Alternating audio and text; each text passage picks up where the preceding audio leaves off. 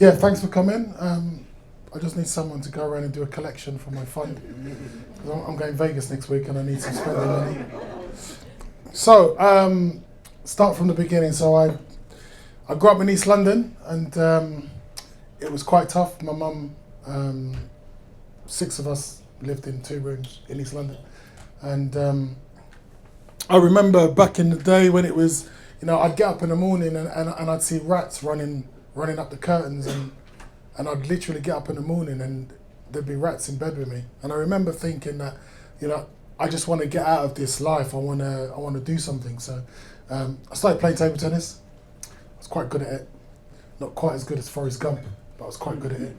And then I went to the Olympics and I played in major tournaments, won Commonwealth gold medals, won a World Cup silver. Then mid-90s, I met Sol Campbell and then I became his agent. So before that, I'd been represented by a company that had hundreds of people. And I thought, nah, do you know what? I wish I just had a personal manager.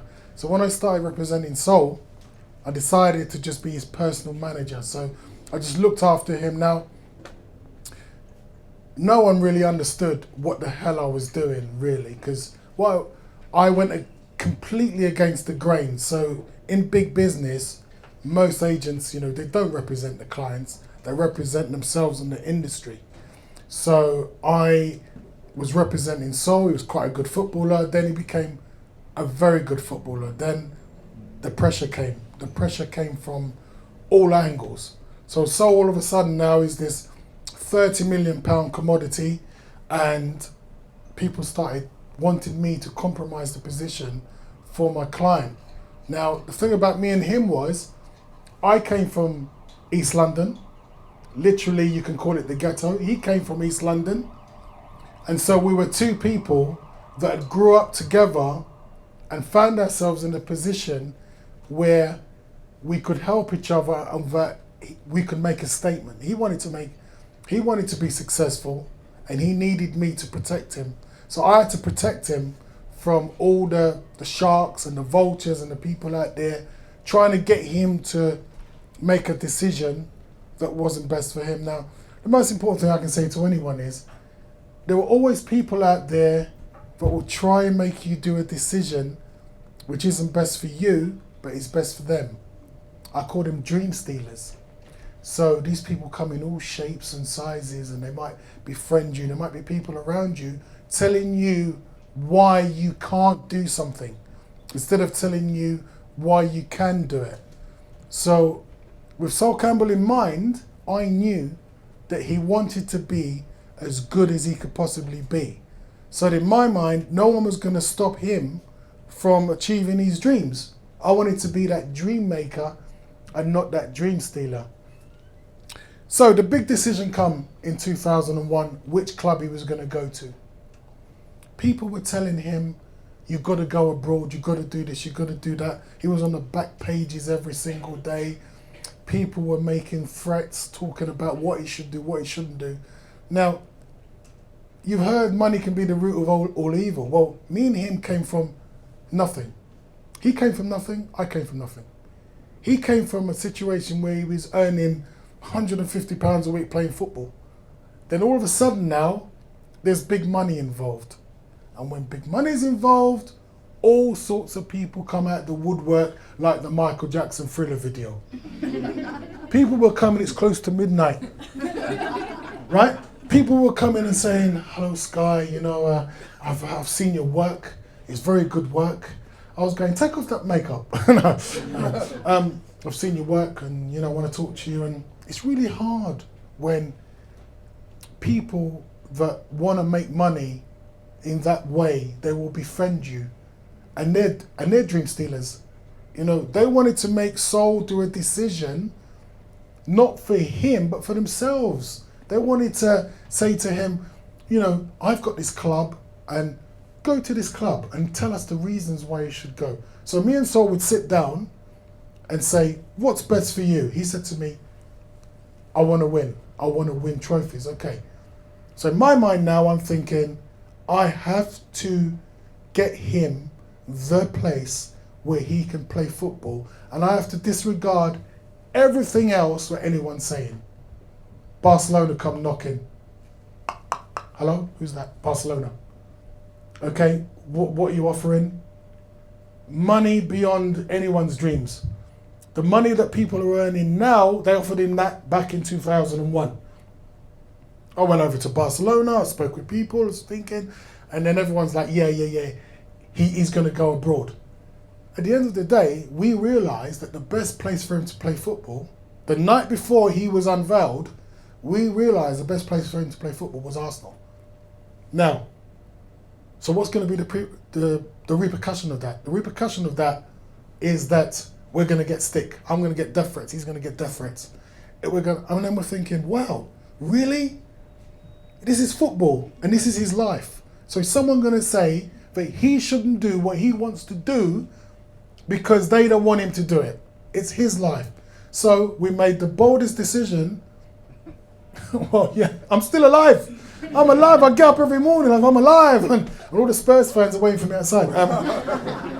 You're not alive, mate. You're dead. You're imagining you're alive. We killed you after the transfer. So we decided that the best place for him was to go to Arsenal. That was the night before. It wasn't an easy decision. You know, Arsene Wenger said to him, don't make a decision based on hate. And that was crucial. So I understand the fans being upset with their best player going to another club, but this is someone's life. You can't ever let anybody tell you about your own life. There are too many people are trying to say that you should do this and you should do that. Why shouldn't someone who's working for one company go and work for another company if he thinks or she thinks that's the best thing for them to do? So if there's people around you trying to tell you that you shouldn't do something and giving you reasons why you shouldn't do it, just because they're not chasing their dreams anymore or their dreams have died, don't try and spoil your dreams. So there were people trying to say this and that. In the end, he signed, he went there. What happened? First year, bam, double. Double. He's walking out on the pitch, everyone's booing him, everyone's more interested in talking about, he went for the double. He won the double. Right, never mind he was offered 3 times as much to go to Barcelona, he won the double. So for me, that is something that is crucial to your being, is that when we come to that age where we're sitting around the fire, if you've got a fire, I don't know, your house might be in fire. I'm thinking, yeah, he said he was in around the fire. If you sit around the fire and you're with your grandchildren and you look back and you say, I did what I wanted to do. I wasn't influenced to do what other people wanted to do. So with me, I wanted to represent people and I wanted to get the best out of individuals. For me, I'm a strange guy in that I get my kicks from helping people. Like, the lucky people in this world get the kicks from helping people. The unlucky people are the ones that gets the kicks from stamping on people. So we're all selfish in a way in that we only do what makes us feel good. And what makes me feel good is to work with someone who's young and say, what do you want?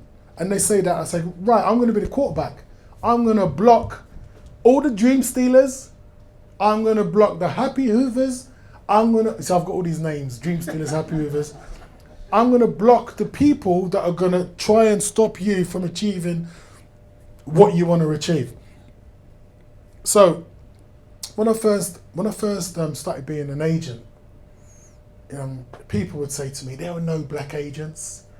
You know, that's the wrong industry. Why are you going into that? No one's going to take you seriously. What's your background? I said, you got anything positive to say? So all this was going around. Race is being talked about in Hollywood and all this kind of stuff. They're talking about race in Hollywood. The Americans don't know that they've got superstars over there and we ain't got that many here. So if they're moaning over there, what do they think is going over here? We ain't got Whoopi Goldberg, Denzel Washington, Will Smith. They've got them all over there. So anyway, I digress. I came into the industry and everyone was saying this to me. What I'll say to all of you, yeah, is that anything's possible, anything. Because when I came into the industry, I remember a manager saying to me, if you don't play the game, son, you're not going to get anywhere. And I was a nobody. Sol was a nobody. But I listened to what he said and I thought, okay, fine. You know what? I'm going to see what I can do here. We're all born with our lot. I didn't think I'm black.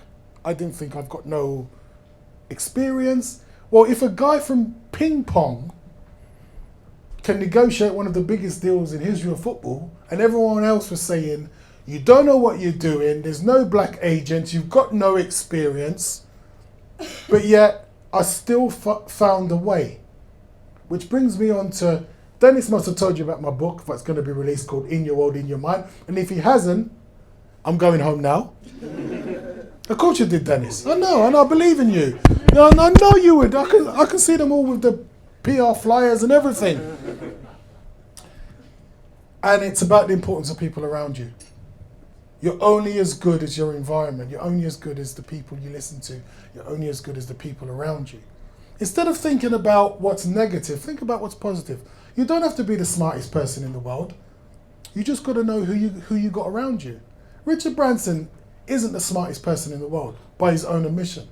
What he's good at is identifying who the smart people are and having them around him. You become a product of your environment. This is why I say that there are some footballers that have got people around them that are not going to help them because then they haven't got an open mind, they haven't got enough experience, they don't have enough information. And what we need as people, whether you're black, white, female, a horse, tall, short, what you need is information. And if you haven't got people around you giving you information, how the hell are you going to learn how to do anything? People send me emails saying, I want to be a TV presenter. I said, okay, you want to be a TV presenter, what are you doing about it? No. So let me get this right. You're sitting at home and waiting for someone to come and knock on your door and say, do you want to present this morning? Buy a ticket for the lottery. Famous saying by Elton John, if you don't start, you're finished. You've got to start. You've got to start doing something to put you in the game. And as soon as you start, your odds go up. But before starting, most people are dissuaded to start because of all the dream stealers. Because there isn't any history of someone doing something, doesn't mean that you can't do it. And that's where it becomes too easy to say, I'm not going to do that because of this. I'm not going to do that. Barack Obama. Who would have said 20 years ago that we would have had a president of the most strongest power in the world? So for me, it's just all about focusing on the positives. What have I got? Who am I? How do I complement myself? In a lot of successful businesses, you've got people that are front of house, you've got people that are back of house. You've got the people that are front of house that can communicate and talk to people and say, yeah, how you doing? And then you've got the people at the back of house that are the numbers people. We all know those people, they're so boring. You can put their personality in a matchbox and still get 52 matches in. But if you're one of those people, no problem. I'm joking, but no problem. If you're a numbers person, then identify yourself and say, yeah, do you know what? I'm a numbers person. So what do I need to do? I need to have someone who is front of house. And I need someone to do this and I need someone to do that. Once you start focusing on that, then you're actually doing something positive. Another thing is, which I talk about in the book, Dennis? Jesus Christ, he's not taking no notice of my book. I don't know what I'm doing here. I'm only here to promote my book. He's not taking no notice of my book. My book. Thank you. Okay, thank you. Yeah, whatever, Dennis. Whatever, yeah? So, one of the difficult things for people is when they can see no light at the end of the tunnel. This is the most difficult time because it's all consuming. It consumes you. You can't look forward. You can't think in the right way. You're like, do you know what? I can't do it. And then you start sinking. And then it's a big ocean and you're sinking and then you can't pull yourself up. Well, very straightforward way of dealing with this is that in life there are always turning points. And if you focus on looking for a turning point, then you'll get one. If you don't, you'll just sink. So in sport, I play table tennis, and if you played in a best of 5 and it was up to 21, because in those days, in 1942, the table tennis was up to 21. What are you laughing for? I didn't tell you to start laughing. You two just sitting there just laughing and enjoying the show, and you probably haven't even paid. Let's go, Dennis.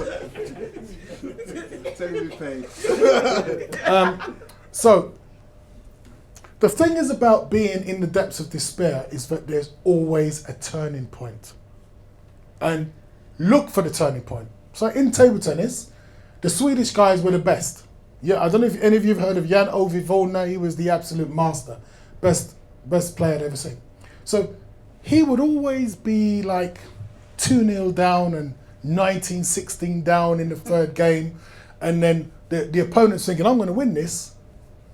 The thing about being on the edge of victory is that you're also on the edge of defeat. So when you feel that you're just about to win and then you lose, mentally you just go the other way. And if you're that person that's losing and then you come to the point of defeat and then you win, your psyche just changes.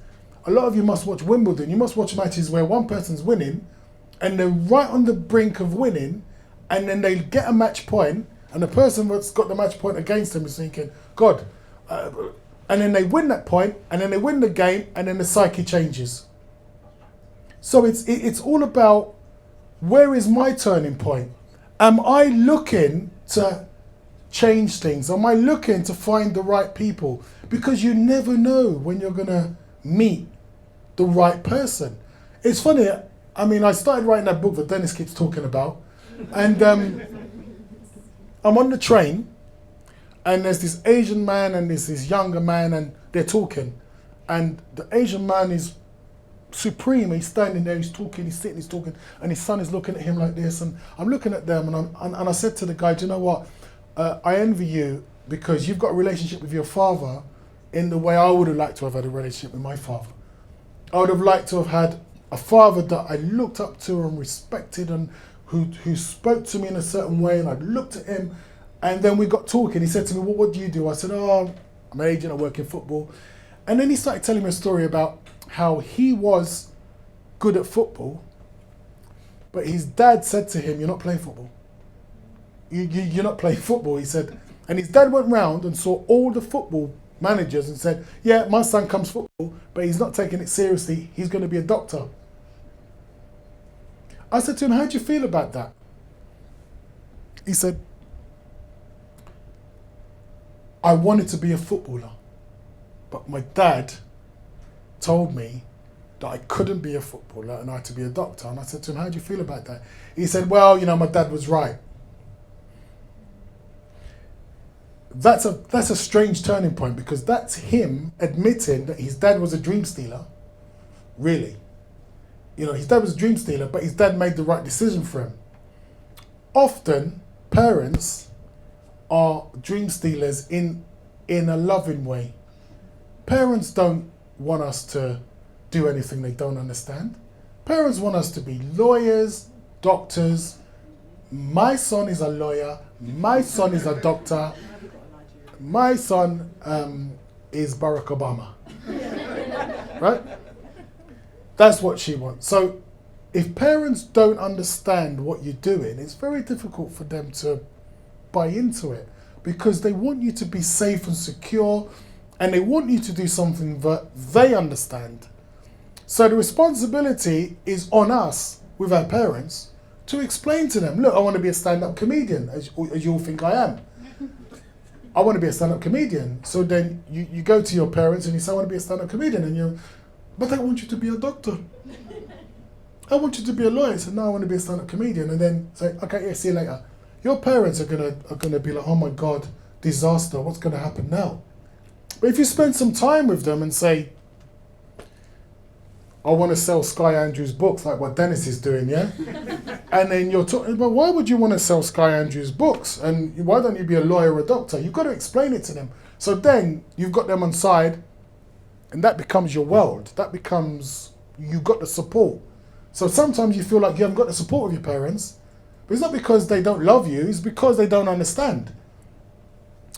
The last little few minutes I want to speak to you about negotiation, because that's what Dennis wants me to speak about. Right, Dennis? Indeed.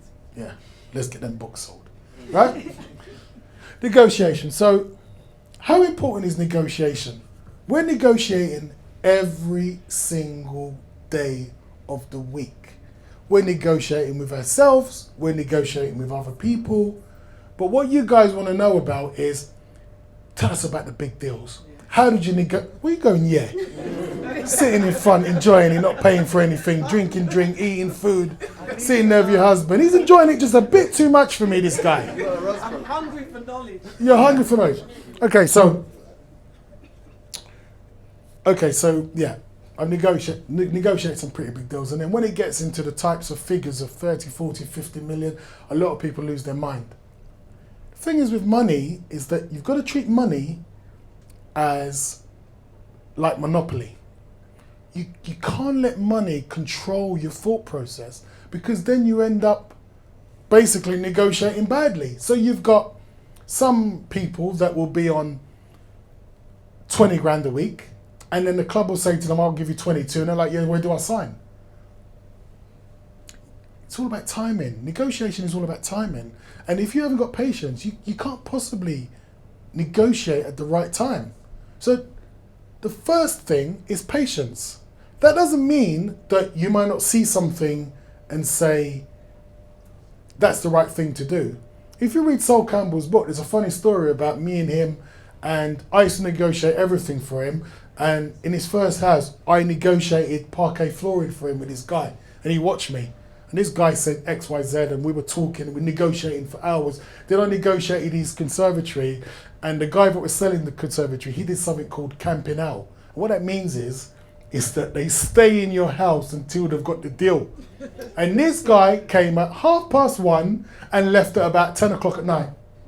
Walking around, he started off at 30 grand. In the end, we did the deal at £3,187. Sol was like, yeah, I like that. So anyway, next time we're doing this parquet flooring, and it's £30 a square metre, in the end it goes down to £12 a square metre. What was funny about that is that Sol watched me, and then the next time, he bought his next house, and the guy came to do the flooring, the same guy.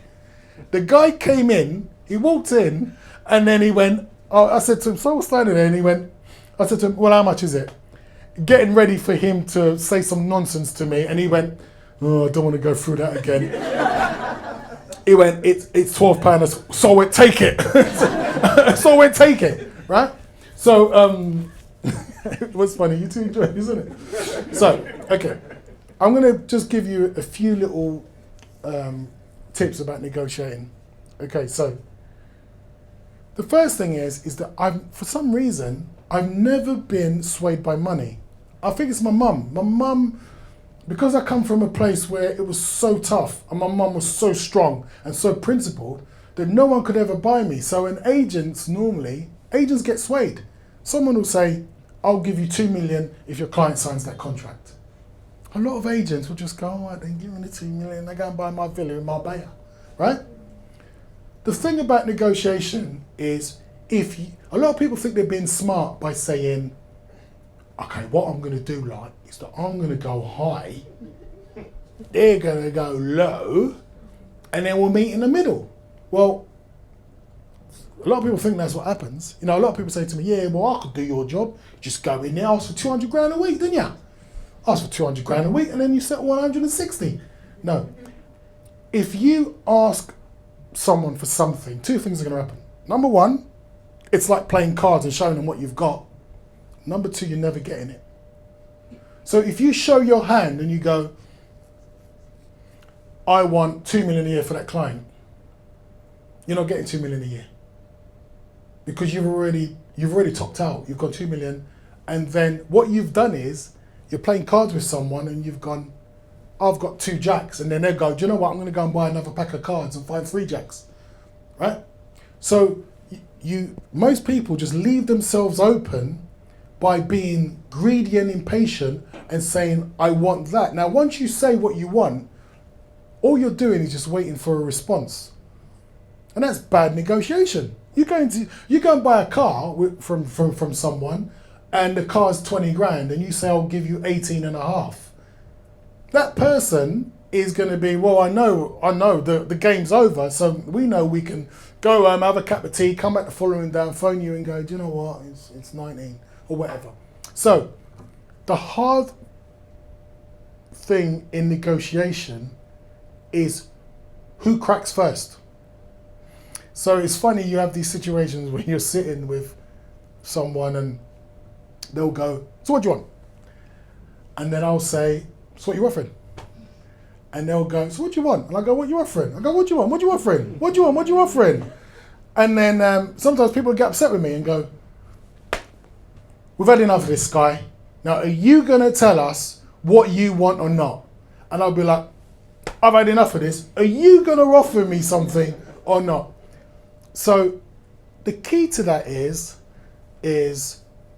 you've got to find out where are they starting from, because you can't just say something. What's it based on? You've got to make the other person offer you so that you actually... There's a funny story about a footballer at a top club, and he went in with his agent, and the club said, what do you want?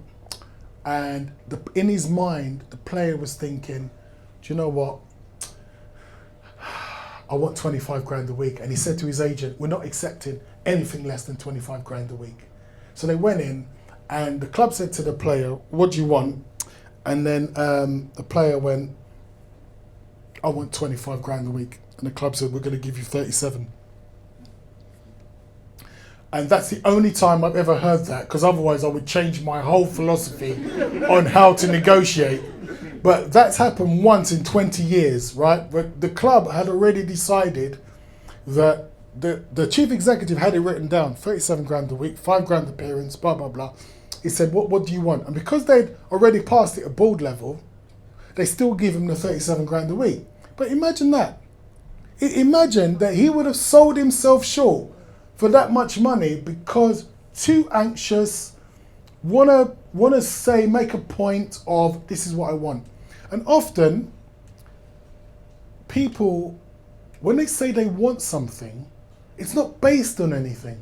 What's it based on? It's all right if you're gonna get a mortgage and it's based on 4 times your salary, and you go in and you say, this is what I can afford. But in sport and entertainment, what's it based on? You know, look, sometimes my clients say to me, I want 3 million a year. And I go, what's that based on? And I'll go, I don't know. I just want the 3, all right? You're my agent. Go and get it, right? And I'll be like, wow. When I'm negotiating, I always think, wow, do you know what? There are 2 types of people with money. There are people that you give £1 to and they turn it into minus £1. You give them £1, and then not only do they spend £1, they go and borrow another £1. And then there are people that you give £1 to and they change it into £5. So I'm looking at saying, I say to clients, look, it's not necessarily about how much money you earn, it's about what you do with the money. Do you want to build a hospice? Do you want to build an institution for battered women? What do you want to do? Do you want to do something constructive, or do you want to party with the money? And most of the time, people that are too focused on money want the money for silly reasons. The people that are not that bothered about the money, they want it for moral, ethical reasons. Now, the last thing I'm going to say about this is this. When I'm negotiating, most people are thinking about the top line. So a club will think, we can only afford to pay this player 20,000 a week, for instance. Then I'll say to the club, okay, look, you only want to pay him 20,000 a week. Pay him 18,000 a week. Give him 10,000 every time he plays. And then when you hit certain targets, when you're successful, give him X, Y, Z. So I'll say to the client, look, that 20,000 a week, don't take that. Take 18, take 10,000 appearance, and take all these bonuses. On that 20,000 a week, the most you can earn is $1 million. On this other deal, the most you can earn is $2 million. So what I'm saying, and most people just want the guaranteed amount.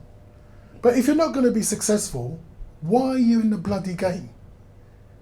Are you in it to be successful, or are you in it to hit and run? Just get what you can and get the hell out.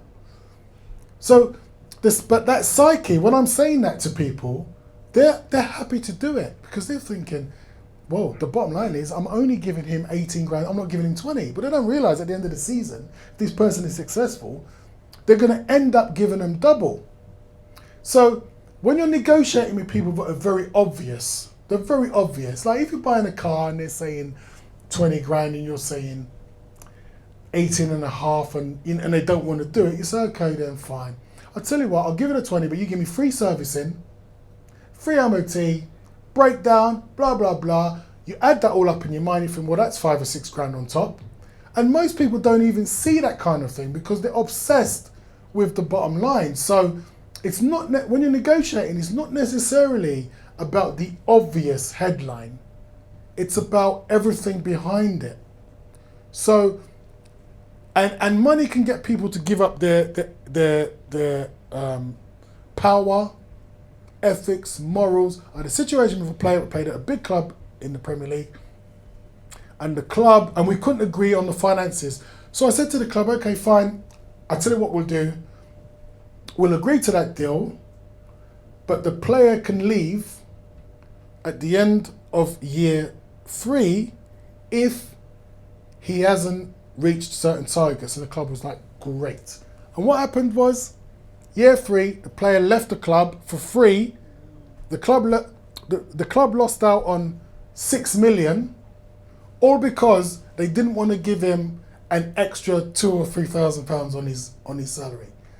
So negotiation is timing, and then it's not being obvious and thinking long term and thinking over a longer term period, and knowing that there are other things to get from this negotiation other than the very obvious, I'm offering this, we want that. You're just talking numbers. And as well, there's a lot you can get from having control of your situation. Having control of your situation is much more important than an extra pound. Now that we're in the music industry, we're launching a few acts this year. That is our whole premise with our clients, is that they are in control of their own situation. So even if someone offered them more money, I'm saying no, you write your songs, you keep it in the publishing company, you own it. You own your own situation, you have control, you dictate where you want to go. Too many people in the music industry have just lost control. They lose control. Where do I sign? Here, I sign here. Okay, oh, what's going on now? So that same ethos that I got from other platforms, I'm bringing it to the music industry and explaining to all the talent that you will always earn money, but focus on the other things that are most important to you, and then the money will come, and then you still have control over your own career. Thanks.